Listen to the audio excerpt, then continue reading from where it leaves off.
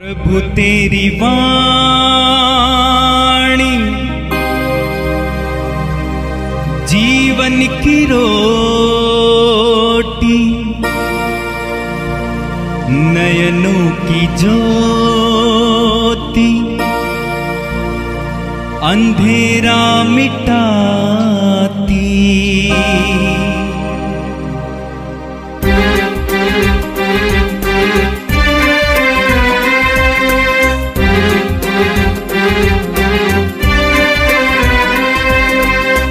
प्रभु तेरी वाणी जीवन की रोटी, नयनों की ज्योति, अंधेरा मिटाती।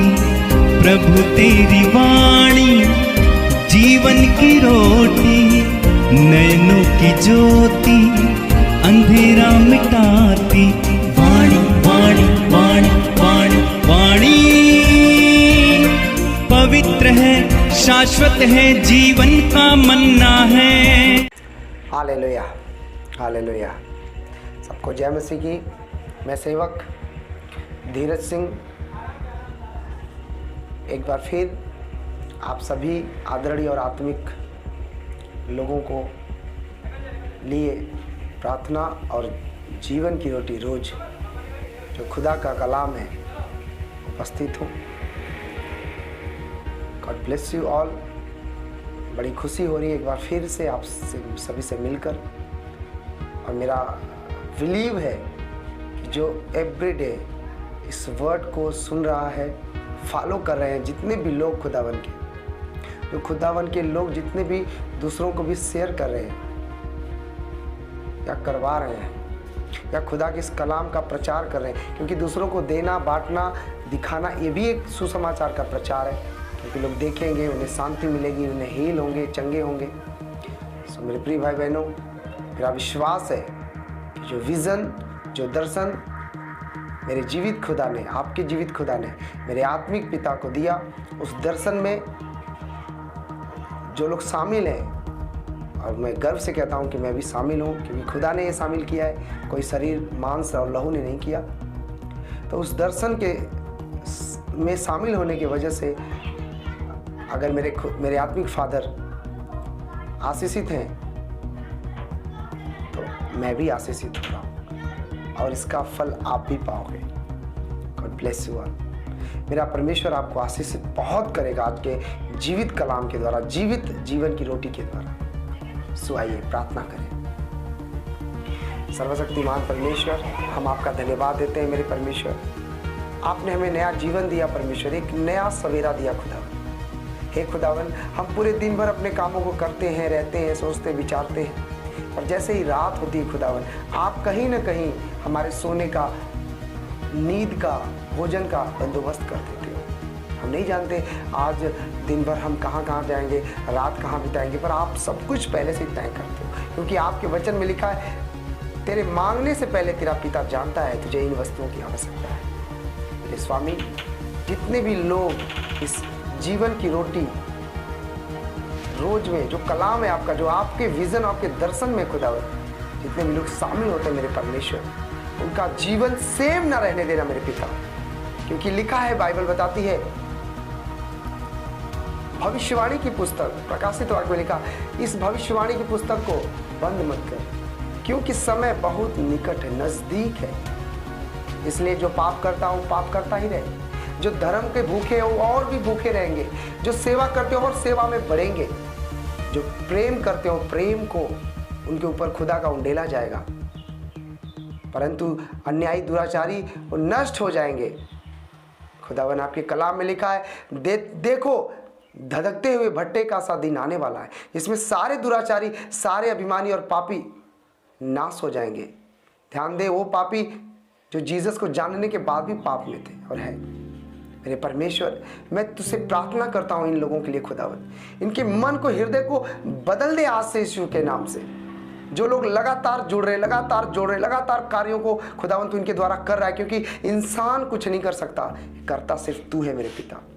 स्वामी, मेरी ये प्रार्थना यीशु के नाम से आपने स्वर्ग में सुना, आशीष को उंडेला मेरे पिता। आपका कोटि कोटि धन्यवाद। आमीन, आमीन, आमीन।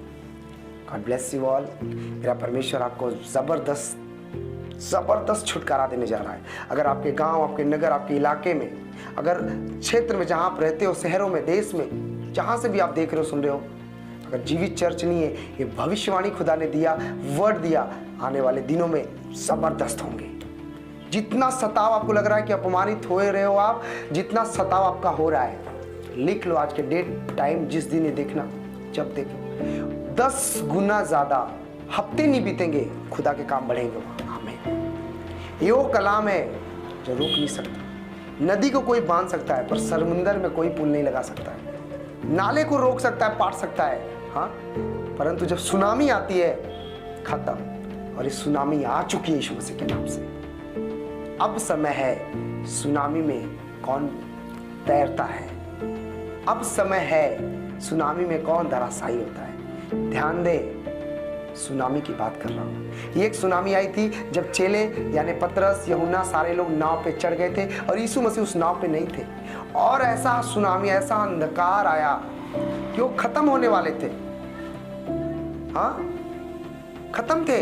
या फिर एक जगह और लिखा है कि यीशु मसीह पीछे गद्दी पे बैठा था और सुनामी आ गया, तूफान आ गया, हवाएं चलने लगी। और बाइबल बताती है चेले घबरा गए, खत्म हो गए कि अब तो गए काम से। और वो चेले, ध्यान देना, कोई पहली बार नाव पे नहीं चढ़े थे। वो चेले होते, उनका एक्सपीरियंस था। किसका? पतरस यीशु मसीह से 10 साल, अगर बाइबल ध्यान से पढ़ो तो सालों उम्र में बड़ा था। उसका एक्सपीरियंस था, बचपन से उसकी खानदानी कारोबार था, बिजनेस था समुंदर में मछली पकड़ने का। और वो बंदा कह रहा अब तो खत्म। और बाइबल बताती है परमेश्वर ने उन्हें, हाँ, परमेश्वर उन्हें कहता है, हे अल्प विश्वासियों यानी आधा विश्वासियों, तुम क्यों घबराते हो, क्यों डरते हो। यानी उस सुनामी को चुटकी में कहा बंद हो जा, बंद हो गया। अब जो सुनामी संसार में इस समय चल रहा है, हाँ, कह रहा है तुम क्यों घबराते हो, कह रहा मेरे नाव पे चढ़ जाओ, मेरे पास आ जाओ, कह रहा मैं तुम्हें एक ऐसी नाव पे चढ़ाऊंगा, सुनामी तो क्या, कुछ भी हो जाए, खत्म, कुछ भी नहीं। हालेलुया।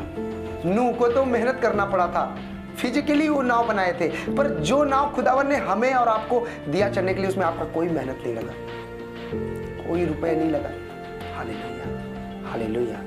सो हम कहना क्या चाहते हैं कि उस सुनामी जो चल रही है, जो चीजें हो रही हैं, आपको घबराने की जरूरत नहीं है।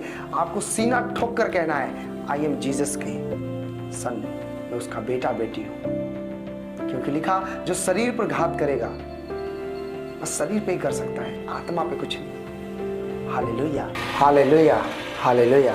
मेरे प्रिय भाई बहनों, प्रभु यीशु ने कहा, जगत में तुम्हें, संसार में तुम्हें कलेश, दुख और तकलीफ होते हैं, परंतु तुम ढाढ़स बांधो। कह रहा परंतु तुम हिम्मत बांधो, हिम्मत। कैसे हिम्मत? कौन सा ढाढ़स? वही ढाढ़स जो बचपन में माँ, हाँ, जब बच्चा 1 साल से छोटा रहता है ना, तो माँ उसे जानबूझ के गिरने देती है। लोग घर के कहते हैं कोई बात नहीं, गिरेगा पड़ेगा तभी तो उठकर खड़ा होगा ना, गोद में लेते लेते तो सुकवार हो जाएगा। तो कह रहा है कि ढाढ़स बांधो, मैंने संसार को जीत लिया है। आप भी कह सकते हो, मेरा बाप 2000 साल पहले इस संसार को जीत लिया है। आमीन, हालेलुया। सो आज के टॉपिक में हम अब देखते हैं, समय कम है, घड़ी की सुई रफ्तार ज़्यादा है। आप लोग मेरे लिए प्रार्थना करते हो, खुदा आपको भी आशीष देगा इस प्रार्थना के द्वारा। अब आज का टॉपिक है कि अगर हम उपवास रखते हैं तो फिजिकली हमें किन किन बातों का ध्यान देना होगा। और यीशु मसीह जब बैप्टिज्म ले लिए और उपवास जब अपना सेवकाई शुरू किया, तो उससे पहले उन्होंने क्या किया। हालेलुया।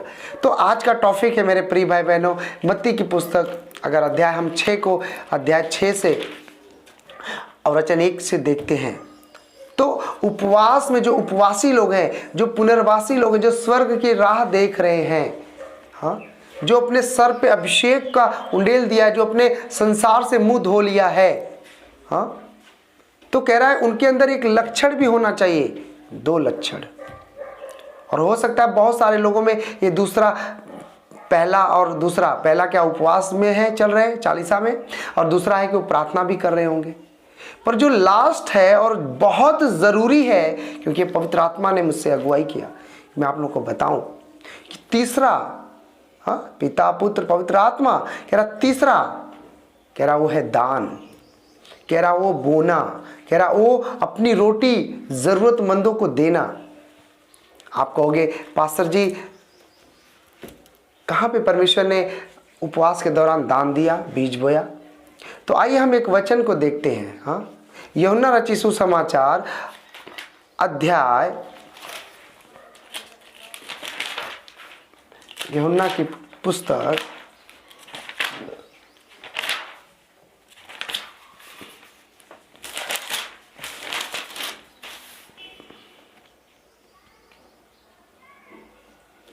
अध्याय 3 वचन 16 में लिखा है। अध्याय 3 वचन 16 में इसका प्रमाण हमें देखने को मिलता है कि परमेश्वर ने इस जगत को अपने यीशु मसीह को बपतिस्मा लेने से पहले, हाँ, प्रचार प्रार्थना करने से पहले क्या दान दिया। और लिखा है क्योंकि परमेश्वर ने जगत से ऐसा प्रेम रखा कि उसने अपना इकलौता पुत्र दे दिया, ताकि जो कोई उस पर विश्वास करे वह नष्ट न हो परंतु अनंत जीवन पाए। आमीन। ध्यान दे, मैं इस रूम में, हालेलुया हालेलुया, इस रूम में अपने बॉडी पर अनॉइंटिंग को, खुदावन के ग्रेस को महसूस कर सकता हूँ, जैसे आप करना चाहोगे। मैं महसूस कर रहा हूँ खुदावन की रूह यहाँ पर उतर रहा है, उतरा हुआ है। कह रहा उसने अपना पहला एक पुत्र, हाँ, इकलौता पुत्र दान दे दिया जगत को। तो कह रहा वो यीशु मसीह से पहले की जगत में यूहन्ना से बपतिस्मा लेते, प्रार्थना करते, कह रहा उससे पहले उसने दान दिया। और दूसरा हम देखते हैं प्रार्थना कहाँ लिखा है, यीशु मसीह उपवास उठाने से पहले प्रार्थना किए। तो हम देखते हैं लूका रचित सुसमाचार अध्याय 3 वचन 21, अध्याय 3 वचन 21 में ऐसा लिखा हुआ है, जब सब लोगों ने बपतिस्मा लिया और यीशु भी बपतिस्मा लेकर प्रार्थना कर रहा था तो आकाश खुल गया। हालेलुया। क्या वचन कह रहा है कि वो जब बैप्टिज्म लिया, मतलब अपना जीवन खुदा को उसका रूल फॉलो किया, तो कह रहा वो प्रार्थना कर रहा था। और आगे जब लिखोगे तो लिखा यीशु की परीक्षा ने उपवास चालू होता है। तो हमें इस बात को बहुत ध्यान देना है। हाँ, हमें इस वचन पे बड़े ध्यान देना है। और हम मत्ती की पुस्तक अध्याय 6 वचन 1 से देखते हैं तो परमेश्वर ने क्या हमें रास्ता दिखाया कि सावधान रहो, तुम मनुष्यों के लिए, मनुष्यों को दिखाने के लिए अपने धर्म के काम न करो। कह रहा है सावधान रहो, तुम मनुष्यों को दिखाने के लिए। किसको? तुम किसे कह रहा है? कह रहा जो मेरे पास आने वाले, स्वर्ग में जिनको मैं लाने वाला हूं। कह रहा तुम लोग, कह रहा तुम ये मत दिखाओ कि मैं बच गया, मैं बचाया गया, ये वो कह, नो नो नो नो। कह रहा तुम मनुष्यों को दिखाने के लिए धर्म के काम न करो, नहीं तो अपने स्वर्गीय पिता से कुछ भी फल न पाओगे। मेरे प्रिय आदरणीय भाई बहनों, मैंने कहा समय कम है, सुई की रफ्तार ज़्यादा है, इसलिए थोड़े में समझो कि मैं कहना क्या चाहता हूँ। मैं आपके बैंक की और पैसे की, तनख्वाह की और घर में रखे हुए अनाज की बात नहीं कर रहा हूँ, पर एक ऐसे दिल का बात कर रहा हूँ जो बोने के लिए जीता हो। कुछ लोग इसलिए जीते हैं कि उनको अच्छा भोजन मिले, अच्छा बंगला सुख है, पर कुछ लोग इसलिए जीते हैं कि मैं जिंदा रहूँगा तो प्रभु के लिए बोऊंगा और इससे प्रभु का काम बढ़ेगा, प्रचार बढ़ेगा, उन लोगों के पास भोजन जाएगा, वस्तुएं जाएंगी। अब मान लो कोई बहन है, देख रही है मुझे, और उसके पास समय है नहीं, कोई नौकरी वाला बंदा है, कोई बुजुर्ग आदमी, कोई जवान बंदा नौकरी कर रहा है, या बहू है घर की, या जवान बच्चे, वो कितने लोगों को भोज जाकर दे सकते हैं? 10 लोग, 50 लोग। लेकिन आप एक जीवित जगह बोते हो, खुदा के घर में बोते हो। आज बहुत सारी ऐसी सुविधाएं हैं जो आप देख सकते हो, इंटरनेट का ज़माना है, हालेलुया। सो परमेश्वर के वचन में क्या लिखा कि अपने स्वर्गीय पिता से कुछ भी फल नहीं पाओगे कि नहीं मैंने इतना बो दिया, मैंने इतना ये कर दिया, मैंने उतना। कह रहा तू मुझसे ज़्यादा नहीं दे सकता, तू मुझसे ज़्यादा बो नहीं सकता। कैसे? कह रहा सुलेमान ने जब परमेश्वर का घर बनाया ना, तो कह रहा उससे दुगना सुलेमान का रहने वाला महल था। बाइबल पढ़ लो, उससे ज़्यादा मंदिर में जितना साल लगा ना, उससे ज़्यादा समय सुलेमान का बंगला बनाने में, महल बनाने में लगा। क्यों? क्योंकि परमेश्वर अपने वादों का पक्का है। Hallelujah, hallelujah. सबसे अमीर व्यक्ति था, इतना धनवान था कि उसके जमाने में चांदी पत्थरों के, गिट्टी और रेत के, मिट्टी के बराबर थी। बाइबल ध्यान से पढ़ो। हाँ, सोने हीरे का कोई वो नहीं था। तो क्या सुलेमान को इतना बड़ा धर्मी था? क्या कोई इतना बड़ा वो महान व्यक्ति था? नहीं, पर ये बीज उसके बाप ने जो बोया था। अगर आप 28वें अध्याय को पढ़ो इतिहास में तो हालेलुया, लिखा हो कितने मैट्रिक टन अपना दशमांश छोड़ो, अपना निज धन दे दिया। और लिखा कि जब परमेश्वर ने कहा अच्छा तो मुझे इतना बोता है, ठीक है, कह रहा ले। लिखा कि बुढ़ापे तक, पूरी आयु तक दाऊद कह रहा मनमाना सुख शांति भोगा। हाँ, कह रहा 66 विश्व, सोचो एक ऐसा देश, हाँ, जहां पे उस देश का राजा, उस देश का पीएम 66 देशों से या विश्व युद्ध लड़ा हो, और उस देश में ना कोई महंगी आई, ना कोई ऐसा कुछ आया, और ना उस राजा को एक तीर धनुष या एक तलवार लगी। इसका क्या अर्थ है मेरे भाई बहनों? इसका अर्थ है, नीति वचन में हम देखते हैं। हाँ, नीति वचन की पुस्तक अध्याय 10 में हम देखते हैं, लिखा दुष्टों के रखे हुए धन से लाभ नहीं होता, वचन 2 में, परंतु धर्म के कारण मृत्यु से बचाव होता है। बोलो हालेलुया। ये वचन कह रहा है कि धर्म के कारण मृत्यु से बचाव होता है। ये धर्म क्या है? हाँ, अगर हम 10 के 22वें में पढ़ते हैं तो लिखा कि धन यहोवा की आशीष ही से मिलता है और वह उसके साथ दुख नहीं मिलाता। अगर मेरे प्रिय भाई बहनों, अगर इस वचन को आप देख रहे हो, सुन रहे हो, समझ रहे हो, तो कह रहा जो धन है ना, वो प्रभु धनी तो बनाता है, धनवान भी करता है, लेकिन उसके साथ तुम्हें दुख नहीं देगा। वो नो क्लेश, नो परसिक्यूशन, नो। एक अलग बात है कि मसीह के कारण तुम सताए जा रहे हो, और ठीक है, अच्छी बात है, पर कह रहा तुम अपने बेटे से दुखी नहीं रहोगे, तुम्हारी बहुएं आशीषित रहेंगी, तुम्हारी पत्नियां बुद्धिमान होंगी, तुम्हारे बच्चे आशीषित रहेंगे। क्यों? कह रहा उसने धर्म का काम किया। अगर हम दाऊद के जीवन को देखें तो ऐसा है, पर वचन में लिखा, वचन 3 में, 6 के, मत्ती 6 के 3 में वापस आते हैं तो कह रहा है, वचन 2 में हम पढ़ते हैं, इसलिए जब तू दान करे तो अपने आगे तुरही ना बजवा, जैसे कपटी स्वभाव, कह रहा जैसे कपटी लोग, हाँ, स्वभाव और गलियों में करते, और ताकि लोग उन्हें उनकी बड़ाई करें। कपटी लोग गलियों स्वभाव में क्या करते हैं? मेरा धर्म, हाँ, मैं सनातन धर्म वगैरह, मैं भी हिंदू हूँ भाई, मैं भी हिंदू परिवार से हूँ, मैं भी राजपूत हूँ, ले तो मैंने तो अपना धर्म नहीं बदला। हाँ, पर मैं धर्मी जरूर बन गया, मैं जरूर धर्मी बन गया। किसके लिए? भूखे कंगालों के लिए। किसके लिए? मारे मारे फिरते हुए के लिए। उन्हें अपने पास लाना, उन्हें गले लगाना। ध्यान देना, आधार कार्ड पर या इस संसार में हिंदू, मुस्लिम, सिख, ईसाई से लिखने से, सिक्का मारने से कोई स्वर्ग नहीं जाएगा और कोई धनवान नहीं होगा। हालेलुया। अगर धन इंसान का जीवन होता तो इस दुनिया का सबसे बड़ा अमीर आदमी कहता है कि मैं अपने धन के कारण संतुष्ट नहीं हूं। सबसे उसके पास 10-5 देश, जिला छोड़ो, गांव छोड़ो, 10-5 देश खरीद ली, इतना पैसा है। हालेलुया। सो मेरे प्रिय भाई बहनों, हम क्या देखते हैं? प्रभु कहता है कपटी लोग सभाओं में, गलियों में नारा लगाते हैं, हाँ, धरना करते हैं या बड़े बड़े चीज़ों करते हैं। मैं किसी धर्म और जाति का विरोध नहीं कर रहा हूँ। मेरा काम है अपने लोगों को, जो खुदावन के फॉलोअर है, उनको सिखाना। ये मेरा कर्तव्य है। Hallelujah, hallelujah, hallelujah. कह रहा मैं तुमसे कहता हूं कि वे अपना प्रतिफल पा चुके। परमेश्वर कह रहा है, खुदावन कह रहा, मैं तुम लोगों से कह रहा हूं वो पा चुके। पर कह रहा है अगर कोई मुझसे प्यार करता है, अगर कोई मुझसे स्नेह रखता है, मुझसे आशीष लेना चाहता है, तो कह रहा है जब तू दान करे, वचन 3 में लिखा, जब तू दान करे, इसका मतलब यदि तू दान करे, जब मन करे कर दिया नहीं, कह रहा जब तू दान करे, यानी दान भी जरूरी है। दान, ध्यान देना, पैसे का भी होता है, अनाज का भी होता है, कपड़ों का भी होता है, हाँ, और त्याग भी एक दान है। अपना जीवन देना भी एक दान है। कैसे?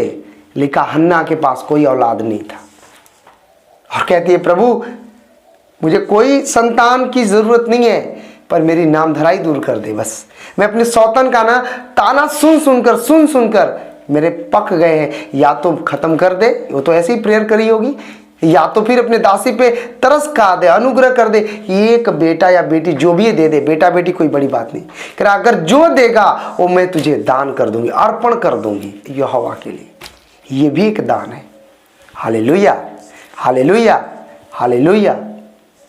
मेरे प्रिय भाई बहनों, समझो परमेश्वर के वचन में क्या लिखा है कि हे मेरे प्रिय भाई बहनों, परमेश्वर से प्रेम करने वाले हो, जरा ये बात तो सोचो कि जो परमेश्वर हमारे और आपके लिए, यानी जगत के लिए, जगत के पापियों के लिए अपना एक लौता पुत्र दान दे दिया, रख नहीं छोड़ा, तो क्या तुम्हें नहीं लगता कि जो उसकी सेवा के लिए, हाँ, कोई पर्चे छपवा रहा है, कोई प्रचार कर रहा है, कोई घर घर बांट रहा है, कोई खुदावन के कलाम को जाकर सुना रहा है, हाँ, कोई पास्टर के साथ अपने बच्चे को या कोई आश्रम में दे रहा है, तो कह रहा जो तुम मुझे दोगे, कह रहा क्या तुम्हें नहीं लगता है मैं तुम्हें 100 गुना दूंगा? क्योंकि जीसस ने कहा जो मेरे लिए अपना परिवार, अपनी संपत्ति, अपना घर, अपना धन परिवार, कह रहा दान कर देता है, छोड़ देता है, कह रहा उसे 100 गुना मिलता है।